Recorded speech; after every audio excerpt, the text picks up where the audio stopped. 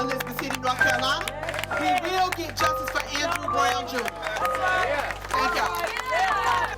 And the sad fact is that black people now know that the position of your hands has nothing to do with if you survive a traffic stop.